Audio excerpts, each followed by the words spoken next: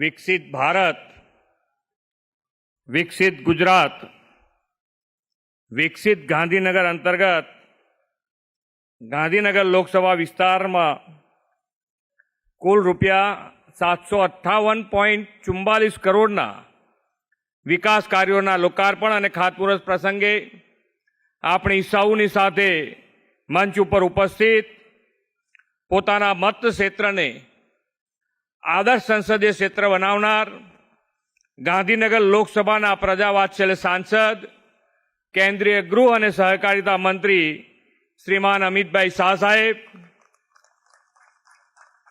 Mayor Shri Hiteshbhai Makwana, સાંસદ શ્રી હસમુખભાઈ પટેલ, ધારાસભ્ય Shri Ritaben Patel, Shri Alpeshbhai Thakor, deputy mayor Shri Pemalsinh Gol, standing chairman Shri Jaswantbhai Patel, પક્ષના નેતા શ્રીમતી પારુલબેન ઠાકોર, દંડક શ્રીમતી તેજલબેન નાઈ, પૂર્વ ધારાસભ્ય Shri Ashokbhai Patel, cluster incharge Shri KC Patel, મહાનગરના અધ્યક્ષ શ્રી રુચિરભાઈ ભટ્ટ, મહાનગર સંગઠનના પ્રભારી શ્રીમતી નૌકાબેન પ્રજાપતિ, ગાંધીનગર મ્યુનિસિપલ કમિશનર, ગુડાના CEO Shri, collector Shri, DDO Shri, ચૂંટાયેલા જનપ્રતિનિધિ, સંગઠનના પદાધિકારી, લાભાર્થીઓ, વિશાળ સંખ્યામાં ઉપસ્થિત સૌ નાગરિક ભાઈઓ બહેનો, પ્રેસ મીડિયાના મિત્રો, સૌને મારા નમસ્કાર.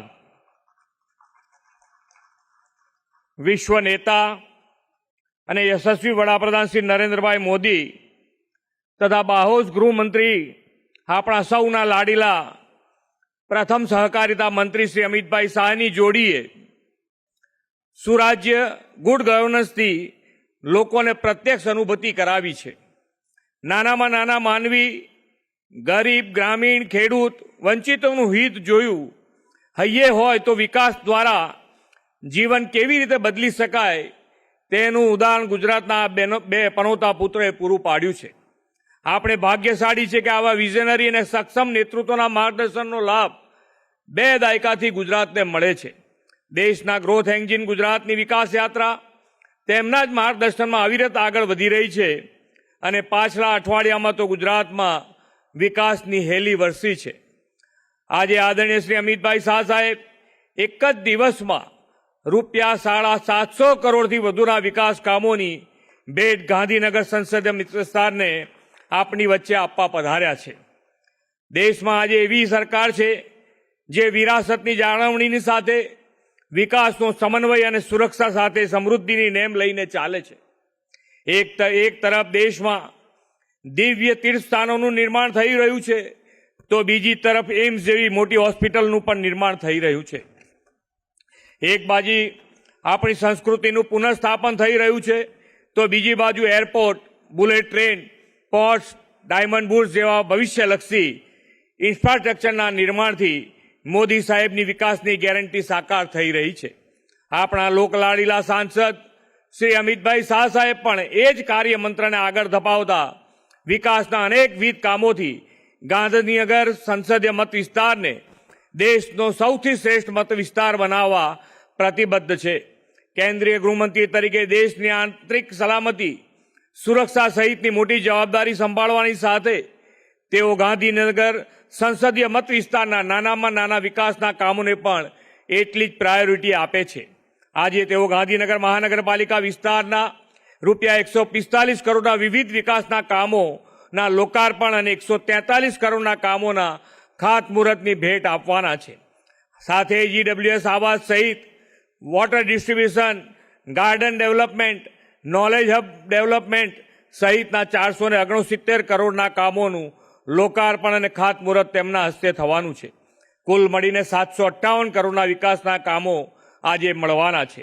આદરણીય શ્રી નરેન્દ્રભાઈ મોદીના માર્ગદર્શન હેઠળ વિકાસની પરિભાષા બદલાઈ છે. મોદી સરકાર એટલે વિકાસ કામોની જનજનના કલ્યાણની ગેરંટી. આજે માનનીય અમિતભાઈ શાહના વરદ હસ્તે થઈ રહેલા લોકાર્પણ કામોની ગાંધીનગર નગરજનોનું ઇઝ ઓફ લિવિંગ પણ વધશે, સુખાકારીમાં વધારો થશે તેવો મને પાક્કો વિશ્વાસ છે. આદરણીય શ્રી અમિતભાઈએ આદર્શ સાંસદ તરીકે ગાંધીનગર મતક્ષેત્રના વિકાસ માટે અવિરત પરિશ્રમ કર્યો છે. પાછલા વર્ષોમાં અંદાજે રૂપિયા 19,000 કરોડથી વધુના રકમના વિવિધ વિકાસ કામો તેમના સંસદીય મતક્ષેત્રમાં આપ્યા છે. વિકાસના કામો જ નહીં, ખેડૂતોના, ગ્રામજનોના પાણીના પ્રશ્નો, રોડ રસ્તા, વીજળી, તળાવો ઊંડા કરવા કે લેક બ્યુટિફિકેશન જેવા વિશાળ જનહિતના કામો પણ તેમના દિશા દર્શનમાં થયા છે. નક્કર કામોથી સમસ્યાનું નિવારણ એ તેમનો કાર્ય મંત્ર છે.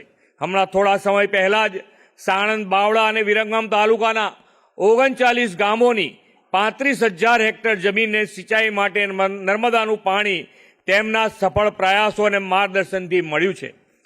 લોંગ ટર્મ ડેવલપમેન્ટની દિશા અને પરિપાટી આદરણીય શ્રી અમિતભાઈ શાહે પોતાના મત વિસ્તારમાં આગવા વિકાસ કાર્યો, વિકાસ પ્રકલ્પો માટે પણ અપનાવી છે. તેમના પ્રયાસોથી ગાંધીનગર લોકસભા વિસ્તાર હરિયાળો વિસ્તાર બન્યો છે. મિયાવાકી પદ્ધતિથી અર્બન ફોરેસ્ટના નિર્માણ કરીને ગ્રીન ગ્રોથ ઊભા કરવામાં આવ્યા છે. આ ઉપરાંત તેમના મતક્ષેત્રમાં કોર્પોરેટ સોશિયલ રિસ્પોન્સિબિલિટીથી સમાજ સેવાના અવનવા કાર્યો તેઓ કરતા રહે છે. આંગણવાડીના બાળકોને રમકડા વિતરણ અને આ બાળકોના પ્રવાસનું આયોજન, સોલા અને ગાંધીનગર સિવિલ હોસ્પિટલમાં દર્દીઓના સગાને વિનામૂલ્યે ભોજન, પોતાને મળેલી ભેટ સોગાદો જરૂરિયાતમંદ લોકોને વિતરણ કરવું, આવા અનેક પુણ્ય કાર્યો તેમના વિસ્તારમાં તેઓ સતત કરતા રહે છે.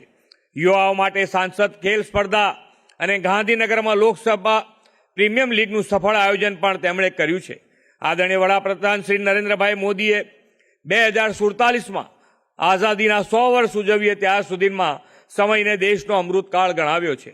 અમૃતકાળ દેશના વિકાસ માટેનો કર્તવ્ય કાળ છે. આ અમૃતકાળમાં આ ડબલ એન્જિન સરકાર રોજે રોજ વિકાસના નવા આયામો સર કરી રહી છે. આપણે વિકસિત ભારત 2047 માટે વિકસિત ગુજરાતનું નિર્માણ કરવું છે. આજે ગાંધીનગર સંસદીય વિસ્તારને મળેલા આ વિકાસના કામો તે દિશામાં આગવું કદમ છે. આ વિકાસના કામોની ભેટ આપવા માટે આપણા સૌના જનપ્રિય સાંસદ આદરણીય શ્રી અમિતભાઈ શાહનો આભાર માની વિરમું છું. ભારત માતા કી જય. વંદે માતરમ. જય જય ગરવી ગુજરાત.